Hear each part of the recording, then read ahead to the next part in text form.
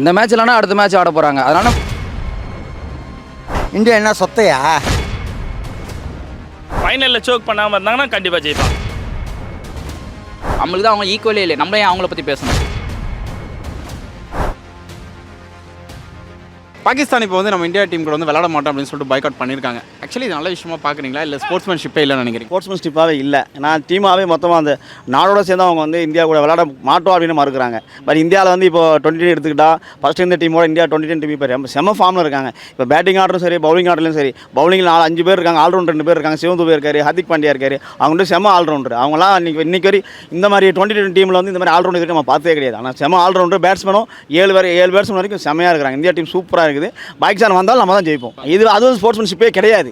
அது வந்து அவங்களோட நாட்டோட மொத்தமாக நம்ம நாட்டுக்கு வந்து அவங்க எதிர்ப்பு தெரிவிக்கிறாங்க.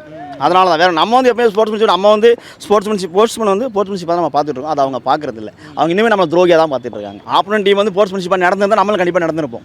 அவங்க நடந்துக்காத நம்மளும் நடந்து. இப்போ சப்போஸ் நம்ம கொடுக்கல, அவங்க வந்து கொடுக்கலாம்ல, அவங்களுக்கு கொடுக்காம போனதால 2 டீமே அதை வந்து தப்பு சொல்ல முடியாது. அதனால் 2 தப்பு சொல்ல முடியாது. இல்லை பாயிண்ட் வரணுன்றத விட நம்ம விளையாண்டு பார்த்தா இன்னும் நல்லாயிருக்கும். விளையாண்டு பார்த்தா எல்லாருமே எதிர்பார்க்க. எல்லா வேர்ல்டுமே வந்து இந்தியா பாகிஸ்தான் மேட்ச்னா எல்லா வேர்ல்டுமே அதை எதிர்பார்க்க. ஈஸியாக ஒரு பாயிண்ட் வாக்கெட் கொடுக்குறது வந்து அது நமக்கு ஒரு நோ யூஸ். அதுதான் இப்போ ஏற்கனவே இவ்வளோ பிரச்சனை இருக்குது. பட் இருந்தாலும் ஸ்போர்ட்ஸ்னு வரும்போது நம்ம அதை வந்து திணிக்கிற மாதிரி இருக்கும். அரசியல் வேறு, இந்த மாதிரி கண்ட்ரி வைஸ் அண்டா அது வேறு. இது வேண்டாம். இது நம்ம ஸ்போர்ட்ஸ்ன்றது ஸ்போர்ட்ஸாகவே எடுத்துகிட்டு போயிடலாம். இது அதை நம்ம வந்து உள்ளே சேர்க்க வேண்டிய அவசியம் கிடையாது. இப்போ ஏன்னா பாதுகாப்பு இல்லைன்றப்போ நம்ம அதர் வென்யூ நம்ம மாற்றி வைக்கிறோம். அங்கே ஓகே, அங்கே கான்ஃபிடன்ட் தான், நீங்கள் வாங்க வந்து ஆடலாம் அப்படின்ற மாதிரி இருக்குது. அதனால் இது வந்து நம்ம ஸ்போர்ட்ஸுன்றப்போ வந்து பார்த்திங்கன்னா எல்லாமே காமனாக தான் பார்க்கணும். எல்லாம் அவங்களும் பிளேயர் தான், நம்மளும் பிளேயர் தான். அதனால் வந்து அப்படி தான் இருக்கும். அதெல்லாம் ஒன்றும் இல்லை. Okay maybe. ஆனால் அது வந்து அவருடைய ஹெட்டு ஒரு ஆள் வந்து பார்த்திங்கன்னா அந்த ட்ராஃபி கொடுக்குற மாதிரி இருந்ததுனால தான் நம்ம வந்து அவாய்ட் பண்ணோம். ஏன்னா அவரால் தான் வந்து பார்த்திங்கன்னா நம்மளோட நாட்டு மேலே வந்து பார்த்திங்கன்னா நிறைய மிசைல் வந்துச்சு அப்படின்ற மாதிரி இருந்துச்சு. அதனால் நம்ம ஆளுங்க அவாய்ட் பண்ணாங்க. பட் இருந்தாலும் வந்து அந்த இடத்துல கொடுத்துருக்க வேண்டாம். இது அதுக்கான ரிவெஞ்சாக கூட எடுத்துக்கலாம். ஏன்னா அங்கே அரசியலில் இருக்கவங்க அப்படி தான் யோசிப்பாங்க. ஆனால் நம்ம ஸ்போர்ட்ஸ்மேன்ஷிப்னு வரும்போது நம்ம பண்ணியிருக்கணும். அது நம்மளோட மிஸ்டேக் தான். அது நம்ம எதுவும் பண்ண முடியாது. இது வந்து ஸ்போர்ட்ஸ்மேன்ஷிப்பே கிடையாது. இது ஏற்றுக்க முடியாது. ஏன்னா ஒரு கண்ட்ரிக்கும் பிரச்சனைன்றது வேறு, ஒரு கண்ட்ரிக்கும் ஸ்போர்ட்ஸுன்றது வேறு. அதில் விளையாட மாட்டேன்னு சொல்கிறது ஏற்றுக்க முடியாது. அவங்க கிரிக்கெட் போர்டு என்ன பண்ணணும், விளையாட மாட்டேன்னா நீங்கள் உங்களுக்கு சான்ஸ் கிடையாது. ஏன்னா உங்களுக்கு வந்து வேறு ஒரு டீமை இன்க்ளூட் பண்ணிடுவேன்னு சொல்லிட்டு இன்க்ளூட் பண்ணுமே தவிர அதை விட்டு அவங்கள இன்னொரு ஸ்குவாடில் விளையாட வைக்கிறது. அப்போ ஃபைனல் வந்தால் என்ன பண்ணுவாங்க? இந்தியாவுக்கு வெறுமையாக கப்பை கொடுப்பாங்களா? இந்தியா என்ன சொத்தையா? இந்தியா விளையாடி தான் ஜெயிக்கணும். அப்போ தான் எங்களுக்கு பிடிக்கும். இவங்க வருவாங்க ஃபைனல்ஸ் தவறி வந்துட்டான்னு வச்சுக்கோங்க, ஃப்ளூக்கில் வந்துட்டான்னு வச்சுக்கோங்க இன்னொரு ஸ்குவாட்லேருந்து. அப்போ நம்மளுங்க என்ன பைத்தியக்காரங்களா? கப்பை வெறுமை எடுத்துன்னு போகணுன்னு சொல்கிறதுக்கு நம்மளுங்க குத்துருவாங்க, நீ ஏற்றுன்னு போக அப்படின்னு சொல்லிட்டு. இதனால் இது மேலே ஏற்றுக்க முடியாது. இது வந்து ஒரு தனிப்பட்ட ஆள் வந்து அவனுடைய இஷ்டத்துக்கு வாய்க்கு வந்ததை சொல்லிட்டு நாங்கள் விளையாட மாட்டோன்னு, அதுவும் அந்த கிரிக்கெட் போர்டு வந்து அதை மாதிரி சொல்லியிருந்தா கூட அதை ஏற்றுக்கலாம். சரி ஒழிஞ்சு போட்டோம் சொல்லிட்டு. அவங்க நாட்டில் அது யார் அதிபர் வந்து விளையாட மாட்டேன்னு சொன்னேன்னா இதெல்லாம் வந்து சில்லறத்தனமாக குழந்தைத்தனமாக இருக்குது. ஏற்றுக்க முடியாது. யார் செஞ்சாலும் தப்பு தான் சார். அது வந்து இந்தியா செஞ்சால் ஒரு நியாயம், பாகிஸ்தான் செஞ்சால் ஒரு நியாயம் அப்படிலாம் கிடையாது. யார் செஞ்சாலும் இந்த ஸ்போர்ட்ஸை பொறுத்த மட்டும் கண்ட்ரிக்கு இருக்க பகைமைன்றது வேறு, ஸ்போர்ட்ஸை பொறுத்த மாதிரி இந்தியா செஞ்சாலும் தப்பு தான். 2 பேருக்கும் ஒரே இதுதான். அதெல்லாம் ஒன்றும் பெருசாக தெரில. ஏன்னா வந்து அவங்க நம்ம எப்பவுமே வந்து ஒரு டீமாகவே பார்க்குறதில்ல. ஏன்னா வந்து ஓவராலாகவே 8-8 நம்மளை கம்பேர் பண்ண சொல்ல அவங்க எப்பவுமே கம்மி தான். அதனால் நம்மளுக்கு பெருசாக ஒன்றும் அதெல்லாம் பிரச்சனை இல்லை. ஏன்னா அவங்க நம்மளுக்கு ஈக்குவலாக இருந்தால் அவங்கள பற்றி நம்ம பேசுறதுல ஏன்னா ஒரு இது இருக்குது. நம்மளுக்கு தான் அவங்க ஈக்குவலே இல்லை, நம்ம ஏன் அவங்கள பற்றி பேசணும்? இப்போ இருக்க இந்தியன் டீம் 20 வந்து செம ஃபார்மில் இருக்காங்க. எந்த டீமாக இருந்தாலும் அடிச்சு சாப்பிட்டு போயிட்டே இருப்போம். சுமன்கில் இல்லைன்னா பேட்ஸ்மேன் வரிசையாக இருக்கிறாங்க. அவர் நம்பி மட்டும் இந்தியா டீம் இல்லை. இன்றைக்கி 20 எடுத்துக்கிட்டால் எல்லாருமே லாஸ்ட்டு 10 பேட்ஸ்மேன் நம்ம ஹர்திக் ராணா கூட அடிக்கிறார் வந்து. அப்படிங்கும்போது இந்தியன் டீமே 20 சூப்பராக இருக்குது. பவுலிங் நல்லா இருக்குது. ஹர்ஷிப் சிங்லாம் செமையாக ஓவர் போகிறாரு. இதை பார்த்தாக்கிற பும்ரா வேறு வச்சுருக்கோம். பும்ரா பற்றி சொல்லவே வேணாம். ஒரு ஓவர் அடி வாங்கினா கூட அடுத்த ஓவர் வந்து சூப்பராக போட்டு போயிடுவாப்பில். ஓவரில் பவுலிங் செம்மையாக இருக்குது. ஆல்ரவுண்டர் நல்லா இருக்காங்க. பேட்டிங் நல்லா இருக்குது. இந்தியன் டீம் சூப்பராக செம ஃபார்மில் இருக்காங்க. ஆக்சுவலி பார்த்தீங்கன்னா இப்போது ஆஸ்திரேலியா, சவுத் ஆஃப்ரிக்கா இந்த டீமை பார்க்கலாம் 2020. அதுக்கடுத்து வெஸ்ட் இண்டீஸ் வந்து இப்போ ரொம்ப ஃபார்ம் இல்லாமல் இருக்காங்க. பட் அவங்க ஃபார்மில் வந்தால் இன்னும் நல்லாயிருக்கும் டீம். 2020 செமையாக இருக்கும். இந்த 4 டீம் நல்லா இருக்குது. அதுவும் நியூசிலாந்து வந்து இப்போ போன வந்து நம்மகிட்ட வந்து ஒரு சீரிஸ் அடி வாங்கிட்டு போனாங்க. பட் அவங்க திரும்பி இன்னும் நல்லா ஃபார்மில் வந்து இன்னும் நல்லா விளையாடுவாங்கன்னு எதிர்பார்க்குறேன். எங்களுக்கு கிளம்பிப்படி எங்களுக்கு இந்தியாவுக்கு அதிக வாய்ப்பு இருக்குது. 2வது வந்து ஆஸ்திரேலியா, சவுத் ஆஃப்ரிக்கா இந்த 2க்கும் ஓரளவுக்கு வாய்ப்பு இருக்குது. இவங்க இருந்தால் யார் நல்லா இருந்துன்னா ருத்து இருந்தால் நல்லா இருந்திருக்கும் மேபி. ஏன்னா வந்து இப்போ ரீசெண்டாக ருத்து நல்லா பர்ஃபார்ம் தான் பண்ணிகிட்டு இருக்காங்க. ஆவரேஜ் பை 49+ ஆடிட்டு தான் இருக்காங்க. என்ன கேட்டால் வந்து கில்லை கம்பேர் பண்ண சொல்ல ருத்து நல்ல பிளேயர் தான் இப்போ கரண்ட் ஃபார்மில். ஃபர்ஸ்ட் ஆஃப் ஆல் வந்து சஞ்சு நல்லா ஆடுற ஒரே காரணத்துக்காக இப்போ சஞ்சு இது பண்ணாமல் இஷான் கிஷனை ட்ரை பண்ணாங்க. இஷான் கிஷன் கிளிக் ஆகிட்டான். ஆனால் சஞ்சுக்கு வந்து வாய்ப்பு இருக்குது இன்னும். இப்போ பெர்ஃபார்மன்ஸ் பண்ணல, மேபி வேர்ல்டு கப்பில் பெர்ஃபார்மன்ஸ் பண்ண வாய்ப்பு இருக்குது நிறைய. மேபி வந்து புவி இருந்தால் நல்லா இருந்திருக்கும். ஏன்னா வந்து புவியெல்லாம் ஏன் வந்து இன்னும் பேக் பண்ணாமல் இருக்காங்க தான் ஒன்றும் புரியல. ஏன்னா ஒன்றும் இல்லாத அஷித் ராணாவை கொண்டு வராங்க. அவன் பேருக்கு தான் ஃபஸ்ட்டு ஓவரில் ஒரு விக்கெட் எடுக்கிறான். ஆனால் 40 ரன் 50 ரன் கொடுக்குறது அது யாருக்கும் தெரிய மாட்டேது. அந்த ஒரு விக்கெட்டில் தான் மறைஞ்சு போகுது. மேபி வந்து புவி செகல்லாம் எடுத்துகிட்டு வந்தால் இன்னுமே நல்லாயிருக்கும். என்னென்னா இப்போ வந்து ஸ்டார்டிங் லைனப்பில் எனக்கு தெரிஞ்சு சஞ்சு ஆடுவாரான்னு தெரில. ஆடினா ஒரு ரெக்கார்டு ஒன்று பிரேக் பண்ணுவார் அவர்.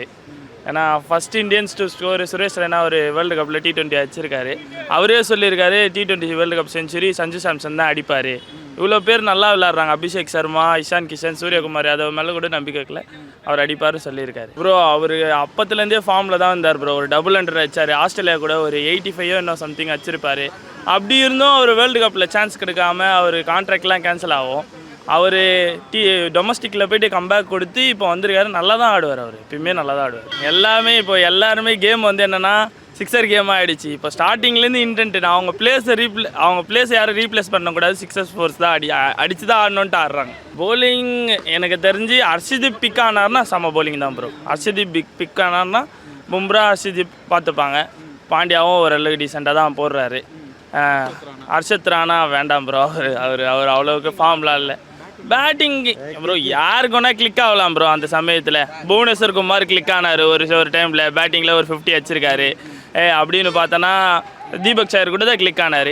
அந்த ஒரு 2 மேட்ச்சில் நம்ம இது பண்ணக்கூடாதுல்ல, ஒரு பவுலர் கிளிக் ஆகிறாருன்ட்டு. மற்ற ஸ்குவாட்ஸ்னால் எனக்கு தெரிஞ்சு ஓஜி ஆஸ்திரேலியன் ஸ்குவாட்ஸ் மாரி இந்த ஸ்குவாட் இல்லை.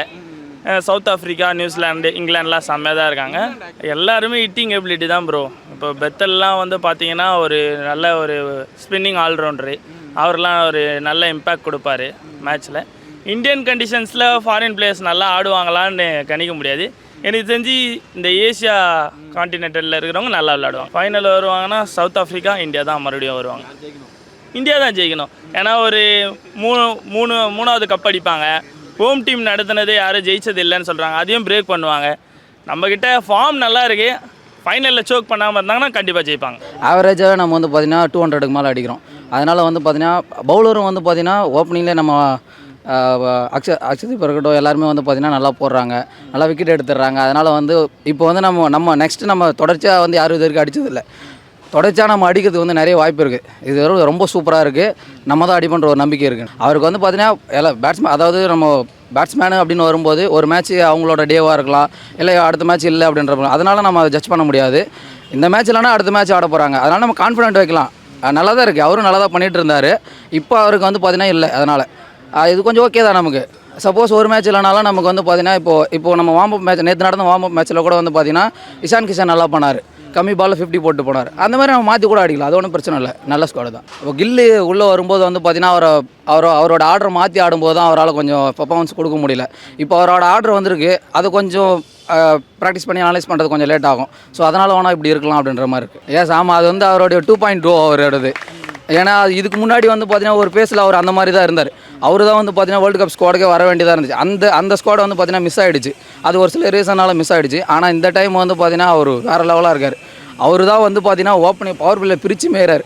மோஸ்ட்லி சிக்ஸஸ்லேயே எல்லாருமே டீல் பண்ணுறாங்க. அதனால் வந்து பார்த்தீங்கன்னா ஆவரேஜாக 200 மேலே போகிறதுனால கான்ஃபிடென்ட்டாக போயிட்டுருக்கு. கனெக்டிங் ஷாட் தான். நம்ம பொறுத்த வரைக்கும் வந்து பார்த்தீங்கன்னா இப்படி தான் ஆடணும் அப்படி தான் ஆடணும் எதுவுமே கிடையாது. பாலை பார்த்து அதை எனக்கு ஒரு கோட் மட்டும் தான், கிரிக்கெட்டில் ஆடும்போது ஒரே ஒரு கோட் மட்டும் தான் ஞாபகம் வரும். என்னென்னா பாலை பார்க்கணும், அடிக்கணும். இது மட்டும் தான் வந்து பார்த்தீங்கன்னா இருக்கும். இப்போ நம்ம கம்பீர் வந்ததுக்கப்புறம் வந்து பார்த்தீங்கன்னா நம்மளோட டீமோட இதுவே வந்து பார்த்தீங்கன்னா வேறு சேஞ்ச் ஆயிடுச்சு. அதனால் இது வந்து பார்த்தீங்கன்னா இதை நோக்கி தான் ஒரு ஆள் போகிறாங்களோ அப்படின்ற மாதிரி இருக்குது.